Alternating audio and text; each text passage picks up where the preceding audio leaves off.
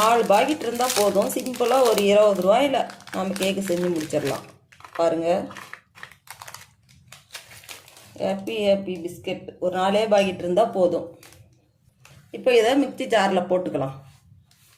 சக்கரை பொடி பண்ண மிக்ஸி கப்பிலேயே நான் போட்டுக்கிறேன்.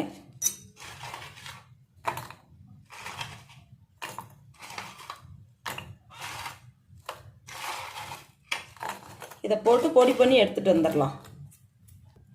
பாருங்கள், பொடி பண்ணி எடுத்துகிட்டு வந்தாச்சு. பாத்திரத்துக்கு மாற்றிக்கலாம். பொடி பண்ண பிஸ்கட் தூளை இதில் போட்டுக்கலாம். அதில் 1 கப்பு வந்துச்சு, எனக்கு அடித்து எடுத்துருக்குறேன். பேக்கிங் பவுடர் 1 ஸ்பூன் போட்டுக்கலாம். 2 ஸ்பூன் மைதா கலந்துக்கலாம். இதில் 2 ஸ்பூன் பொடி பண்ணி வச்சுருக்க சர்க்கரை கலந்துக்கலாம். அதில் சர்க்கரை பொடி உங்களுக்கு அதிகமாக தேவைப்பட்டாலும் நீங்கள் அதிகமாக போட்டுக்கோங்க. நாங்கள் கொஞ்சம் கம்மியாக சர்க்கரை சாப்பிடுவோம், அதனால் நான் கம்மியாக போடுறேன். அதிகமாக தேவைப்பட்டால் 3 ஸ்பூன் போட்டுக்கலாம். இதுக்கு எல்லாம் இதை கலந்துடலாம்.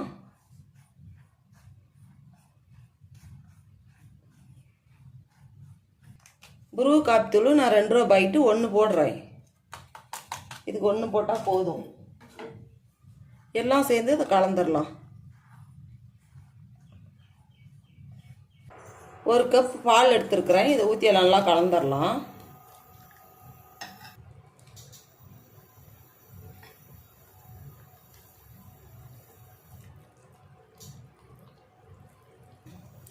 இந்த கட்டிப்படாமல் எல்லாம் கலந்து கொடுத்துக்கலாம். கட்டி இல்லாமல் சுத்தமாக நல்லா கட்டி வராமல் கலந்துடலாம்.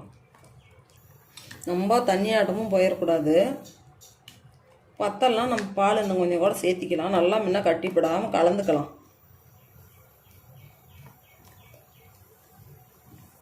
கட்டி இல்லாமல் நல்லா கலந்து எடுத்துக்கலாம். பாருங்கள், சின்ன சின்ன கட்டி இருக்குது. எல்லாம் நல்லா கலந்து கொடுத்து கலந்து எடுத்துக்கணும். கட்டியே இருக்கக்கூடாது. கொஞ்சம் பால் ஊற்றிக்கலாம். ஒரு 2 ஸ்பூன் இருக்கும். இதெல்லாம் சேர்த்து கலந்துடலாம். கொஞ்சம் கெட்டியாக இருக்குது.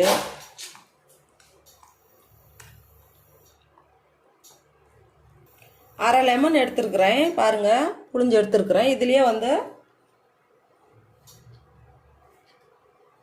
இட்லி போடுற சோடா கொஞ்சம் போட்டுக்கலாம்.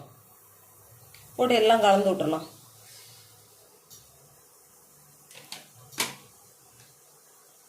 இதில் ஊற்றி எல்லாம் கலந்து கொடுத்துக்கலாம்.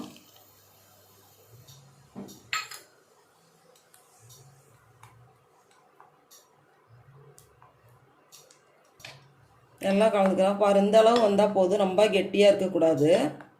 சரியாக போச்சு. இதே பதம். நல்லா கலந்து விட்டு நம்ம கேக்கு டப்பாவில் ஊற்றிக்கலாம். நான் ஆயில் போட்டிருக்கிறேன். பாருங்கள், கேக்கு டப்பாவுக்கு நீங்கள் நெய் வேணாலும் போட்டுக்கலாம், ஆயில் வேணாலும் போட்டுக்கலாம். சுற்றி வர எல்லாம் ஒட்டுற மாதிரி போட்டு விட்ருங்க. கொஞ்சம் மைதா போட்டுக்கலாம்.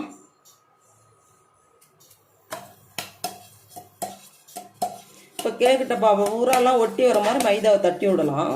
எல்லாமே சைடில் எல்லாமே ஒட்டிக்கணும். மிச்சம் இருக்கிறத மீதி இருக்கிறத அந்தாண்ட கொட்டி போடலாம். பாருங்கள், எல்லாம் ஒட்டிக்கிச்சு. பாருங்கள், இந்த அளவு இருந்தால் போதும். ரொம்ப கெட்டியாக வேணாம். நான் சொன்ன அளவே பால் எல்லாம் கலந்துக்கோங்க. சரியாக போயிடும்.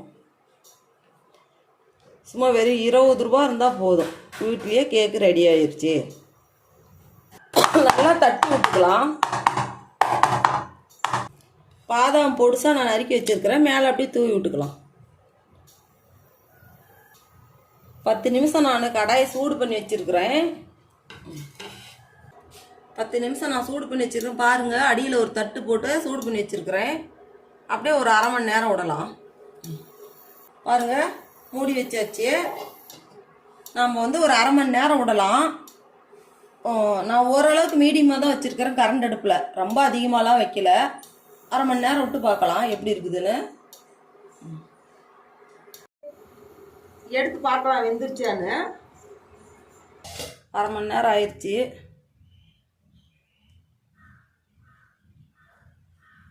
நல்லா வெந்துருச்சு. பாருங்கள், ஒட்டாமல் வருது.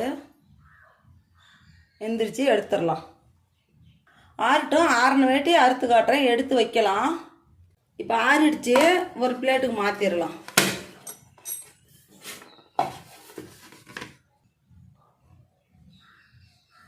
பாருங்கள் எவ்வளோ சூப்பராக வந்திருக்கு. பாருங்கள் நல்லா வந்திருக்கு. இதை எடுக்கும்போதே சாஃப்டாக இருக்குது.